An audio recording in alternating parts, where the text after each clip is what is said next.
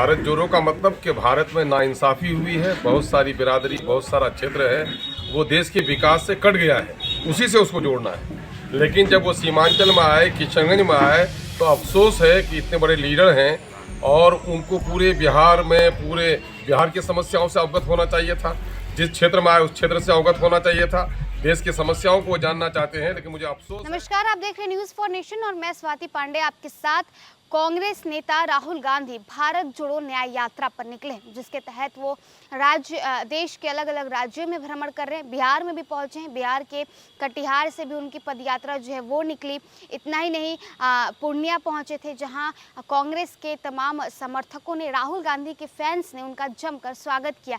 इसी भारत जोड़ो न्याय यात्रा में राहुल गांधी का ठेठ बिहारी वाला अंदाज भी देखने को मिला, जहाँ राहुल गांधी माथे पर पगड़ी जो है वो बांधकर, यानी मुरेठा बांधकर खटिया पर, चारपाई पर बैठे हुए नजर आए। इन सबके बीच एक तरफ जहां नीतीश कुमार का भारत जोड़ो न्याय यात्रा पर लेकर के बयान सामने आए, तो अब बताएं कि AIMIM के बिहार के प्रदेश अध्यक्ष हैं अख्तरुल इमाम। उन्होंने भी राहुल गांधी पर बड़ा हमला बोला है। उन्होंने बोला है कि अल्पसंख्यकों का वोट तो राहुल गांधी को और कांग्रेस को चाहिए, लेकिन जब अल्पसंख्यकों पर अत्याचार होती है, जब अल्पसंख्यकों को जो है इंसाफ नहीं मिलता है, तो राहुल गांधी बोलते नहीं हैं, शांत रहते हैं। दरअसल आपको बता दें कि किशनगंज पहुंचे हुए हैं AIMIM के प्रदेश अध्यक्ष अख्तरुल इमाम, जहां उनसे जब सवाल पूछा गया राहुल गांधी को लेकर के कि राहुल गांधी भारत जोड़ो न्याय यात्रा पर निकले हुए हैं, उसके बाद वो इस यात्रा के तहत लगातार संवाद कर रहे हैं, लोगों से जो है बातें कर रहे हैं नीतीश कुमार पर, बीजेपी पर, और जिस तरह से बिहार में सत्ता परिवर्तन हुआ है।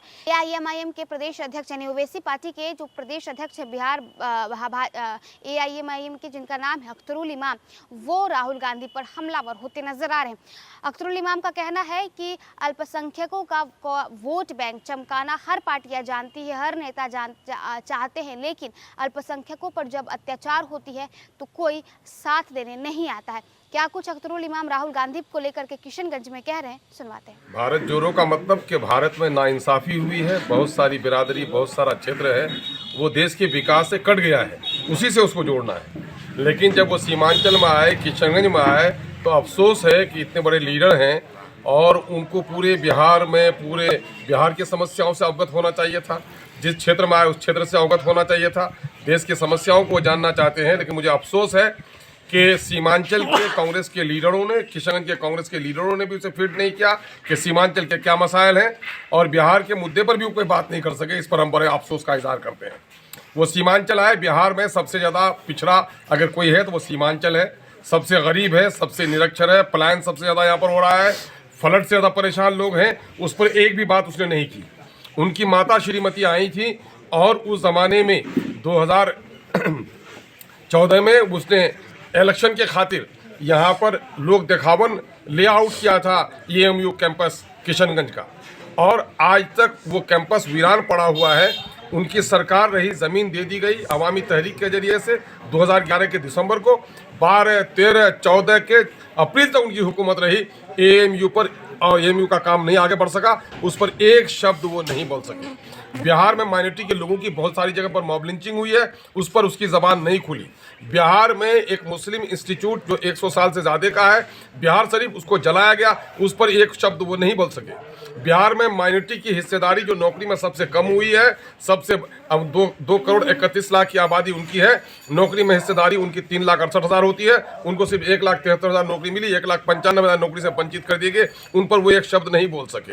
वो मणिपुर में हिंसा हुई है, हम भी उसको कंडेम करते हैं, उस पर वो आंसू बहाते हैं, लेकिन ये आंसू वाकईतन सच्चाई के हैं, राजनीति के हैं। अगर इंसानों के कत्ल पर उनका आंसू बहाना दुरुस्त है, तो नूह में जो अकलियत के लोगों का 600 घरों पर बुलडोजर लगाए गए, वहाँ पर जो कत्ल हुआ, वहाँ पर जो बेगुनाहों पर को मुकदमा पर फंसाया गया, पुलिस की ज्यादती हुई, वहाँ जा नहीं सके और एक शब्द वहाँ नहीं बोल सके। तो ये दोहरा पैमाना क्या है? इसके माने कांग्रेस का चेहरा अकलियतों के ताल्लुक से, मुसलमानों के ताल्लुक से अब भी साफ नहीं हो सका है। जब वो इलेक्शन हार जाते हैं, यूपी में उनकी साख गिर जाती है, जाकर माइनॉरिटी के इलाके से केरल से इलेक्शन लड़ते हैं। इसमें भी माइनॉरिटी के इलाके में उसने दौरा किया, तो माइनॉरिटी के लोगों का वोट उनको चाहिए, लेकिन माइनॉरिटी के लोगों के समस्याओं को उजागर करने की उसके अंदर में हिम्मत नहीं है। जगह लेकर के बिहार की 40 सीटों में क्या रणनीति होगी AIMIM? भाई देखो, हम इक़्तिदार की हवस की लड़ाई नहीं लड़ते, हम सत्ता के लोभ की लड़ाई नहीं लड़ते। कुर्सी जिनको प्यारी है कुर्सी के खातिर गिरगिट की तरह रंग वो बदलते हैं। हम अपना रंग नहीं बदलते। हमारा मुद्दा कल भी था, आज भी है और कल भी रहेगा। वो ये है कि इस मुल्क में बसने वालों के साथ इंसाफ हो, देश के संविधान के अनुरूप यहाँ सरकार चलाई जाए। हम महरूम तबकात को, वंचित समुदाय के न्याय के लिए, महरूम तबकात को इंसाफ दिलाने के लिए और जो क्षेत्र पिछड़ा रह गया है उसको मेन धारा में जोड़ने के लिए वहाँ के विकास की लड़ाई हम लड़ रहे हैं। ये लड़ाई 75-76 सालों की आज़ादी के बाद भी इस क्षेत्र को हिस्सा नहीं मिला। बिहार के बेशतर हिस्सों में दलितों की हालत अच्छी नहीं है।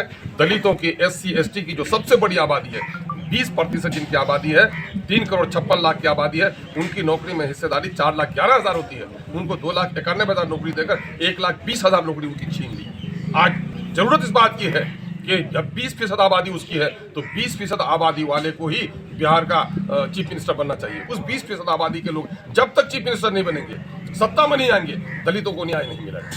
कितने सीटों पर लड़ेंगे 40 में से? हम तो 38 जिलों में से मैक्सिमम जिलों में हमने अपना संगठन तैयार कर लिया है। हम आकलन कर रहे हैं, पार्टी हमारी सर्वे करा रही है, उसमें से हम देख रहे हैं कहाँ हमारे लिए पोटेंशियल है। हम लड़ेंगे। हम, बाबा साहब ने कहा था कभी कि, काशीराम जी ने कहा था, हम लड़ेंगे, हारने के लिए लड़ेंगे, हम लड़ेंगे, हराने के लिए लड़ेंगे, हम लड़ेंगे, जीतने के लिए लड़ेंगे। हम तीनों बिंदुओं पर लड़ाई लड़ेंगे। सर, कल तक आपको जिसने जो कह रहे थे कि बीजेपी की बी टीम है, उन लोगों से हमने सवाल किया कि अब बीजेपी की बी टीम क्या बताइए। उन लोगों ने फिर कहा कि बीजेपी की बी टीम तो वही है, हम लोग तो ए टीम है खुल करके काम है।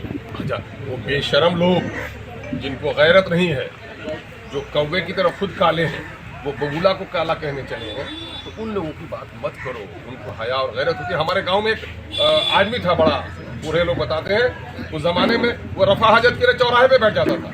उसको कहा कि तुमको शर्म गैरत नहीं है, पर्दे का लिहाज करो। कहा कि मैं किसी की तरफ देखूंगा तब तो शर्म आएगी। तो ये वही लोग